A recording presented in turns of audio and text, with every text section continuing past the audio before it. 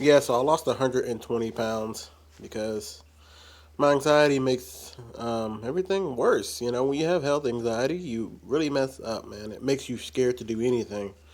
And that's the one thing that sucks the most about health anxiety, man. You're afraid to eat anything. So yesterday I had, no, 2 days ago I had a flare up. I had a flare up, and it was because I was watching ultra processed food, which we all know is bad. But I was eating a deli tray at the time because I'm more of a grazer food eater. But I'm grazing on this stuff right here, and guess what? The thing comes up that says, "Hey, you know what? If you eat deli meats, it's gonna be carcinogenic." Hold on, let me fix this. Check out the bathroom in the back. It's going to be carcinogenic. You're going to get cancer if you eat deli meat because it's made out of sugar and butthole. And it's just like, man, it sucks, man. It gets so frustrating because it's like, even when, okay, you try to go plant based. Okay, I'm going to eat fruits, vegetables. Nope, you're not going to get enough protein. You're going to die. Okay, I'm going to eat chicken. Nope, you're going to die. If you eat chicken, you're probably going to die. Or what if I eat red meat? Nope, red meat has stuff in it that's probably going to kill you. Okay, fish, mercury poisoning. It's like, so I can't eat any whole foods. No, not enough calories, not enough nutrients, not enough this, not enough that. But if I eat ultra processed, yeah, it's not real food. You're probably still gonna die. So what can I eat? And I remember it got so bad that I was only eating one meal a day, right? And I, and I was eating a small, like this big of of green beans. Green beans. I was eating this much of green beans. That's it. And I would have that every day for lunch. See, the problem is, yes, um, some people think, and I've been a big problem. I was a big problem with this. When I used to think about people who have ED, right? People who have ED and they can't eat enough, right? They end up really malnourished, or somebody who is, going to the toilet and puking everything up, right? But they look normal to the outside, but no, people don't know what's going on with them. Sometimes it's a sense of control, but in my case, it was a sense of fear. And I used to be like, man, I would do anything to be them because look at me, I look like a sack of potatoes, you know? And I feel disgusting for ever saying that because when I finally got that opportunity, when I finally decided, you know what, when I got scared as heck and I quit eating and I lost 120 pounds, yeah, everybody was like, yay, good job, you lost 120 pounds. And I'm feeling the same way, like, yeah, hey, hey. But at the end of the day, I was scared as hell. It's not fun when you eat something and you have to sit there for an hour or two and just panic. I would eat something and just sit there whole time just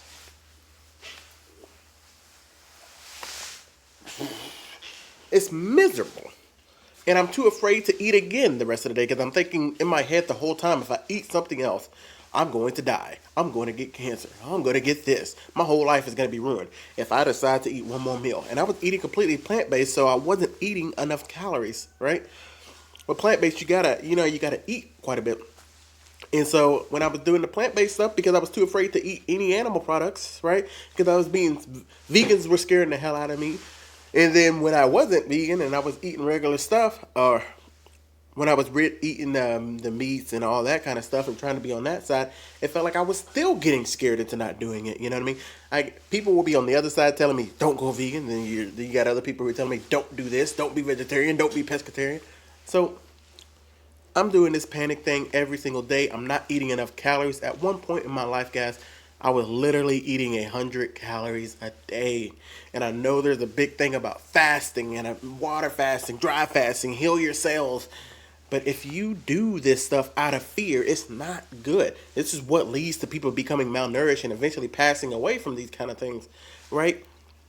It seems like it's so good for you, but when it's built out of fear, it makes everything worse. So I'm gonna sit here and be honest with you right now. So right now I'm eating crackers, my horrible Vice cheese spray. If you're not from America, we have cheese spray. Yeah, we have cheese in a can, ultra processed cheese in a can, baby. we going downhill.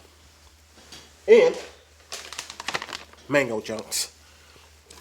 So you see, I'm all over the place, and I have a gallon of water right here. All right, and so, bro, I'll be going through it. Like there's some days I eat healthy as you can be. I'm only eating fruit, oatmeal, some peanut butter, living it up, right, and just doing good. You know, maybe throwing a few. I'm not a big fan of vegetables. 'Cause I just don't like the way they taste. I just don't. But yeah, sometimes I might throw in some broccoli. You know what I mean? I love beans though, black beans in particular. I throw in some black beans, eat it up, and do good.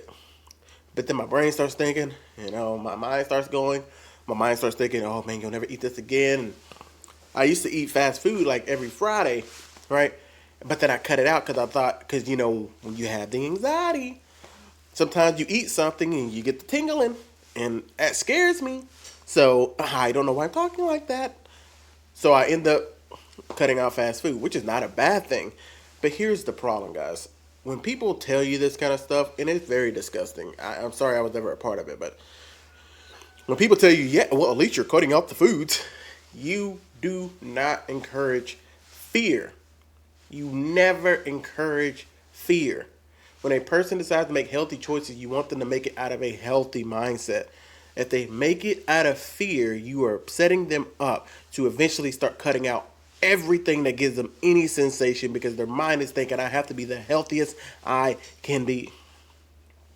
And it's sickening when people do that, especially when it's, you know, either it's somebody who's super small, super bone skinny, or somebody who's super big and obese and they start losing a lot of weight. And so the obese person gets praised, right, for losing the weight, even though they're doing it because they're scared to death they're going to have a heart attack because the world keeps telling them that no matter what they eat, if they eat the wrong thing at the wrong time, they're dead.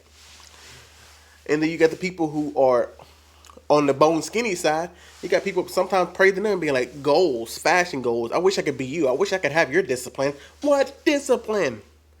I am scared to death. Literally, I will die for this fear.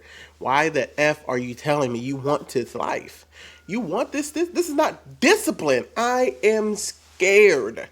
I can't sleep at night. I have insomnia, thinking about heart attacks. I wake up scared to death. I'm going to have a heart attack. If I eat a burger today, I am afraid to die. That's what life you want? That's what you want? That's what you want to do? That's discipline to you? Shut up. Right? So it makes it very hard to make healthy decisions. And I've gotten a lot better about it. What I do now these days to really help to keep those flare-ups from happening, and they still do, social media is going to make flare-ups. Something you got to cut out because you're going to run into videos that make you go crazy, right? But one of the things I do is when I wake up in the morning, I eat something good. Something good, like fruit or oatmeal or bananas. I love strawberries. I normally eat them frozen. I normally take them out of the freezer and let them cool down a little bit. That's just the way I like it. And I normally have something that. But sometimes, like I said, I have something bad and I want to cheese spray it up. And every now and then I probably buy cheese spray probably about once a month. Sometimes I go months without it. And sometimes, I'm going to be honest with you guys. I'd say 80% of the time I'm normally eating pretty healthy. Nothing crazy. But sometimes what I have to do is just allow myself to eat something horrible. Chemicals in a bottle. You know what I mean? Not because I think it's good for me, but sometimes it keeps me from spiraling. Because I know the second I go, I can't have that could kill me. The second I start talking that way, I'm going to start cutting out everything. And I'm going to end up right back at eating this much of green beans, eating 100 calories a day. So eventually, yes, I do want to get to a point where I cut out mainly all ultra processed food and never have it again. And it's going to take some time to get there, but I don't want to instill fear in myself because that's not good for my family. It's not good for my friends. I don't want anybody around me thinking, oh man, yeah, shouldn't eat this, gonna die. That's a horrible life to live. So yes, we live in a world where ultra processed food does exist. It's gonna exist forever. It's the easiest thing to make and stuff like that. So it's almost unavoidable unless you do want to avoid it. And if that's what you choose to do, go ahead and do it. But just don't do it out of fear. Do it out of, you know what, that's not good for me, or do it out of I just don't need that today, or whatever choices you make. I'm not you, I'm me. For me personally, every now and then I have a little bit of something, but that's what it is, man. But I just want to talk about, man, it's not fun. It's health anxiety does make eating really hard, and I've already talked about how bad it makes my sleep. So, man, just keep working at it. Keep watching. Keep getting help. Keep talking with it with people. Obviously, I'm trying my best to make sure I put up as many examples as I can. Maybe I can help you walk you through it. And sometimes maybe I don't. I can't give you any advice. Like sometimes I'm just gonna get on here and be like, it sucks, and that's it. That's all you're gonna get from me. But I'm gonna be honest. That's what helped me in the beginning. There was a person who made videos about panic attacks, and they did not really give any good feedback. All they said was, "Man, I remember going through it. It sucked," and they cried in the video. And Lord and behold, I almost instantly stopped having panic attacks. And derealization and deep, and we'll talk about that. Derealization, depersonalization. We'll talk about that later. But it took one person to just say, "Hey, man, I feel you," and that really helped me on the journey to where I'm at today. And I'm not even done or complete, but it is what it is. All right, bye.